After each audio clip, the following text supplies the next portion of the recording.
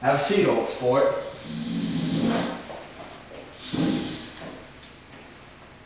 Did you run into any trouble on the way over here?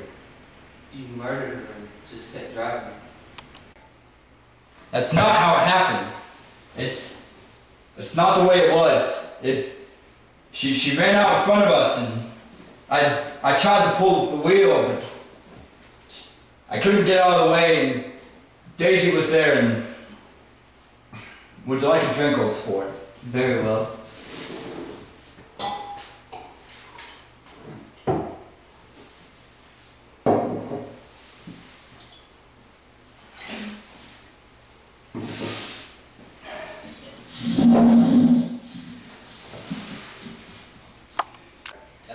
You see, I'm not the Oxford man that I originally made myself out to be. My parents were not wealthy, nor are they even dead. Although I'm not even sure about that anymore. It's been so long since I've talked to them. What about the rumors about your parties? Some hold more water than others, surely. Old sport, but you'll be the only one that can judge how much they hold up to the truth. I was born to a dirt poor farming family in North Dakota. We were very unsuccessful at that time, much like many of the other people around us in that area were. It was a miserable existence. Day after day, the same monotonous life, dragging on into an unproductive future. My head was in the stars, and I seldom trifled myself with the duties of the farm. James, help your father with the mule! I said go help your father with the mule. I'm tired of always having to yell at you. Yes, Mother. Do you know what our son does with all the time he spends in his room? Well, he reads and writes more, huh? Read this. Study electricity, practice elocution, resolves, be better to parents. I left that small house and everything I had known up to that point for opportunity, for a chance to live the life I wanted, to be successful. Until that point, I went by the name my parents gave me, James Gatz. But in leaving my past, I was creating a new identity for myself. I was making my own story as I wanted it to be told. This was when I assumed the name that you and so many others know me by. So I headed east to the cities, to the people with houses like palaces, and people who do their work for them. It was on this journey that I met Dan Cody.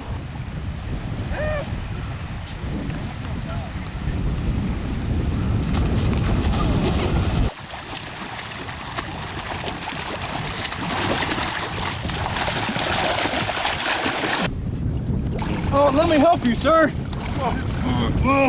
All homo, guys.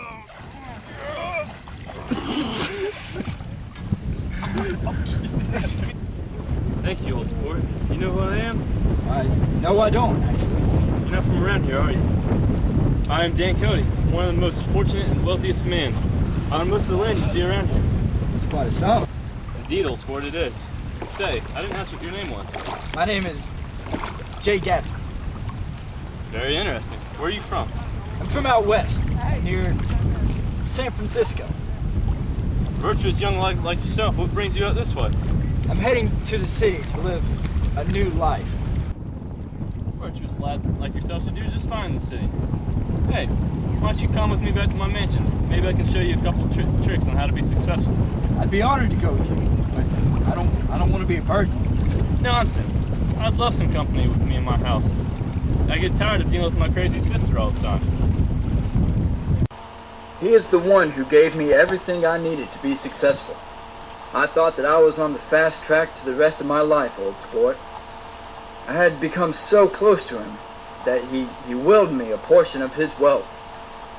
However, through some legal loophole, his insane sister cheated me out of that inheritance. Being left with nothing but the clothes on my back, I turned to the only place an honest man without a penny to his name could turn, the army. It seemed as if I fit perfectly into the Army. I was young and able and a man with nothing to lose. Before long, I was promoted to officer and granted some time on leave. And that was the first time in my life I saw a true work of God. Yes. Do you see that striking friend? The fat fellow with glasses? No, not him. The one with the big brown eyes and the strong jaw. Well, Daisy, you sound as like quite infatuated. You should go introduce yourself. Oh no, I can't do that. I'm far too shy. You're not shy. Don't be a pussycat. Go introduce yourself. Fine, I will, but you better be here whenever he turns me down flat. You'll be wonderful.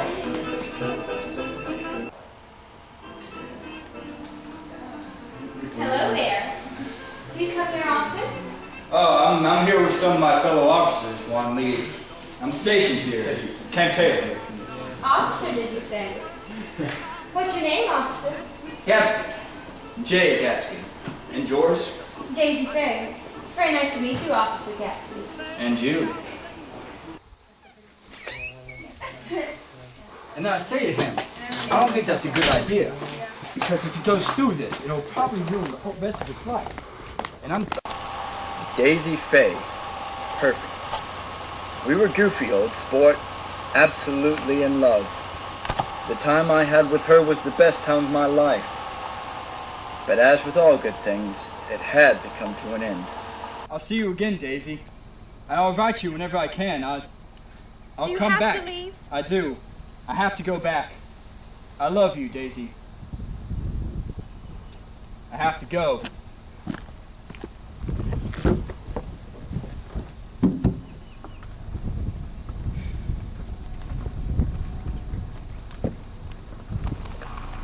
And then, I was off to war again.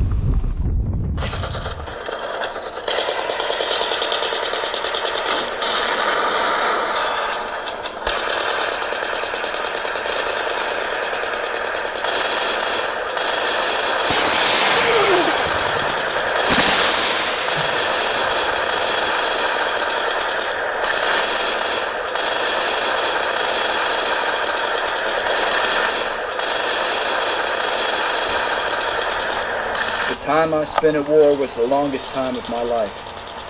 Day after day I kept on fighting, keeping my eyes on the day I'd return to Daisy. I wrote to her any time I could. You see, old sport, she was the only thing that kept me looking towards the future.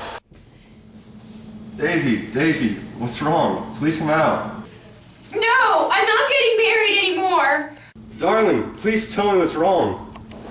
No, go away. I'm not getting married anymore. Daisy, you have to come out now.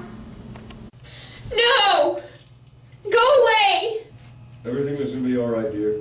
The ceremony will be starting soon. No, I'm not getting married. I told her that we could finally be together after I had made something of myself. After getting out of the army, I was once again left with nothing but the promise of returning to her. There was no way that a man with nothing like me could just return and marry a girl like Daisy. After that, I never heard from her again. Not until the beginning of the summer, that is. Nevertheless, I still kept track of her and tried to become something for her. It was because of this that when I was faced with a business opportunity, I imagine you're nervous about this meeting, Mr. Gatsby. Should I be? Get out! Don't ever let me see you around here again! I suppose you'll find out. Your visitor is here, Mr. Wolfsheim. Thank you, dear. I'll take it from here. Have a seat, Mr. Gatsby. Yes, sir. So tell me, why are you here, son? I was informed that you're a man who knows how to make money. And I need to make money. Excellent. I appreciate that you are the one seeking me out. My previous business associate had a unfortunate accident. I won't ask. Smart man. Now tell me, what motivates you? Why do you need this money? I came from squalor, and I'm not going to go back. Beyond that, it's just personal. Perfectly understandable. But the matter of the fact is, your motivations are irrelevant as long as they don't interfere with my profits. Yes, sir. But you do understand that I'll need some guidance in this. Perfectly understandable. In what looked like a harmless chain of drugstores. However, due to the prohibition, the bootlegging business was much more profitable. My business practices weren't always ethical, but I didn't care what it had to take to get back to Daisy. When I had accumulated enough money, I moved here, across the bay from Daisy. I threw all these lavish parties in hopes that she would one day. And that is my story, old sport.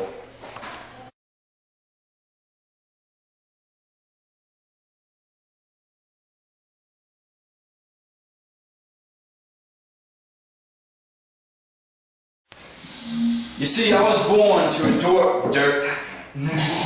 Gatsby is the name, and pimpin' is my game. Indeed it is, old sport. Say, where are you from? My name is Gatsby. I can give him all that. Alright, let's go. I got something to show you. Bill, that's a problem. Zoom in on it. You did. Alright, okay.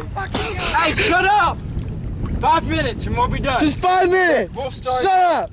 We'll start, The needle's what it is.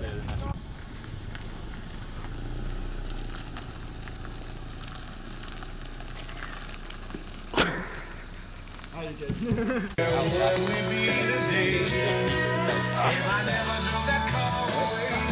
dig this wall out further back. Then you'll be able to stand in it and dig and not have to clean up the whole time.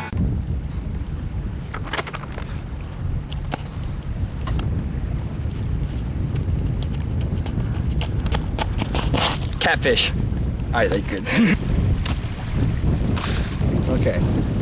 So, this is your director, Bill Reef talking over here.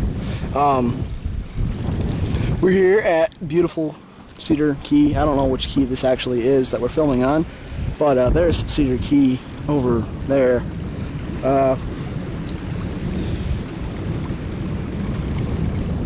Lots of boats out here. No, actually not that many. We had some great times trying to move the boats after we ended up in about 6 inches of water. Way out.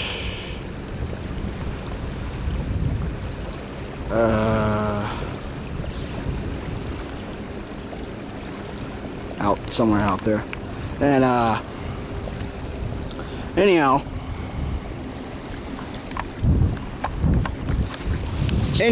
so I'm the captain of both of these vessels right now because Matt and Jacob and Ginny and Charlie and Christian and Alan are all out there somewhere. They haven't returned yet. They've only been gone about 1 minute. I'm busy talking to myself. There's other people on this beach. I don't want to talk to them because I'm antisocial. No, I'm not. Swag, transitions, thank you transitions. Actually, thank you Zenny Optical for making cheap transitions. Photochromic lenses, excuse me. That's about all I have to say. Stay classy, San Diego.